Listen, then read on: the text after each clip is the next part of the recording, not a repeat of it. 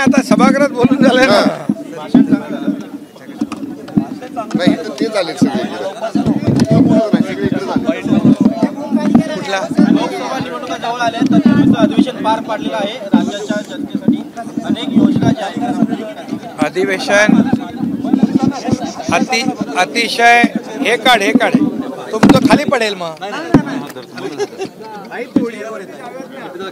आणि नाही आता मग इथंच घ्या हे 4 दिवसाचं अंतरिम आपलं अर्थसंकल्पीय अधिवेशन सुरळीतपणे यशस्वीपणे पार पडलेलं आहे.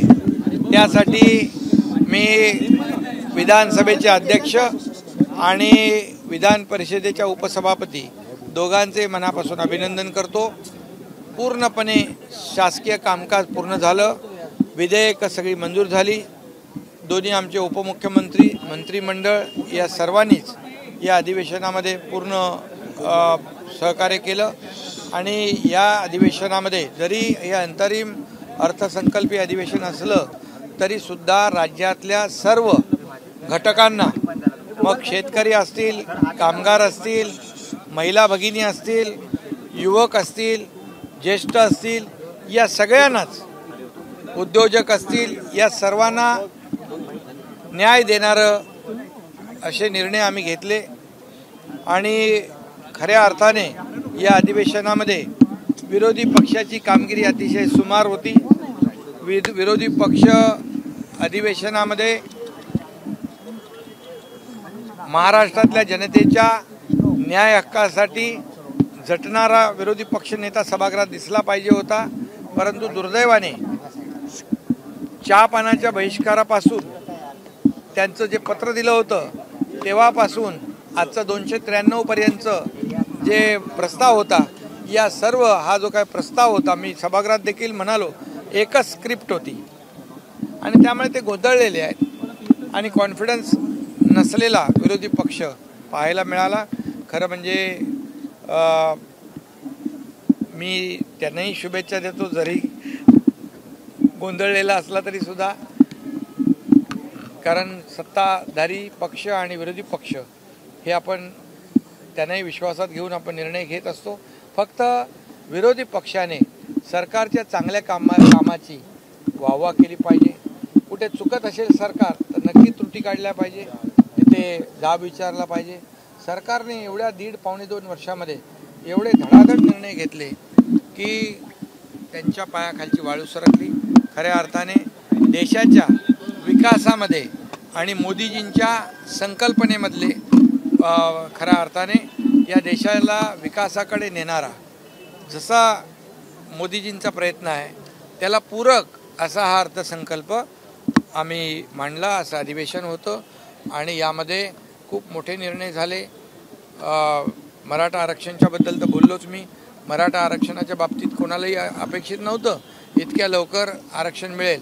देव पाण्यात बुडवून बसले होते लोक आरक्षण मिळू नये म्हणून, परंतु आरक्षण मिळालं. आरक्षण ते टिकणारं, कायद्याच्या चौकटीत बसणारं आरक्षण दिलंय आणि त्याची अंमलबजावणी सुरू झाली. आता पोलिसांची भरती, शिक्षकांच्या भरतीमध्ये मराठा समाजाच्या तरुणांना त्याच्यामध्ये न्याय मिळेल. आणि त्याचबरोबर सगळ्यात मोठं निर्णय आपले जे कर्मचारी आणि अधिकारी आहेत, जे लाखो 13 लाख 18 लाख जे आहेत, त्यांचं जे काही सुधारित पेन्शन जी होती, त्यांची आर्थिक आणि सामाजिक सुरक्षा त्यांना हवी होती, ते देण्याचं काम देखील आम्ही केलं आणि सुधारित पेन्शन योजना लागू केली. त्यांच्या संघटनेचे काटकर असतील, कुलते असतील, त्यांचे सर्व शिक्षक सेनेचे आमचे थोरात तात्या असतील, सर्व संभाजीराव थोरात आणि या सगळ्या जे काही सगळ्यांची मी नावं घेत नाही, अनेक संघटना आहेत, आरोग्य संघटना आहेत, शिक्षक संघटना आहेत, सगळ्या संघटना ज्या आहेत त्या सगळ्यांचं मनापासून अभिनंदन करतो. आणि त्यांनी आपण घेतलेला निर्णय पूर्णपणे त्यांच्या सहमतीने घेतला आणि म्हणून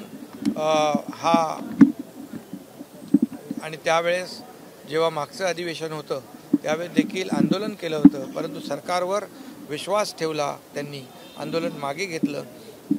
सरकार आमचं दिलेला शब्द पाळणारं आहे हे देखील या त्यांच्या निर्णयामधून आम्ही दाखवून दिलेलं आहे. त्यामुळे अधिवेशन अतिशय सुरळीत आणि यशस्वीपणे पार पडलेला आहे.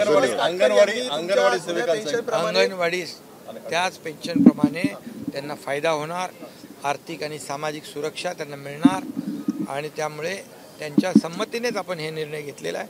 अंगणवाडी सेविकांना देखील आपण न्याय दिलेला आहे. अशा सेविका ज्या आहेत त्यांनाही आम्ही न्याय देणार. त्यांच्याबद्दल देखील कॅबिनेटमध्ये चर्चा झालेली आहे. ते देखील आशा वर्कर ज्या आहेत त्या देखील खूप चांगलं काम करतात. अतिशय दुर्गम भागामध्ये जाऊन रुग्णांची नागरिकांची सेवा होते. अंगणवाडी सेविका, आरोग्य सेविका हे देखील आमच्या शासनातले महत्त्वाचे घटक आहेत. त्यांना देखील आम्ही न्याय त्या ठिकाणी देणार आहोत. धन्यवाद. एबीपी माझा, उघडा डोळे बघा नीट.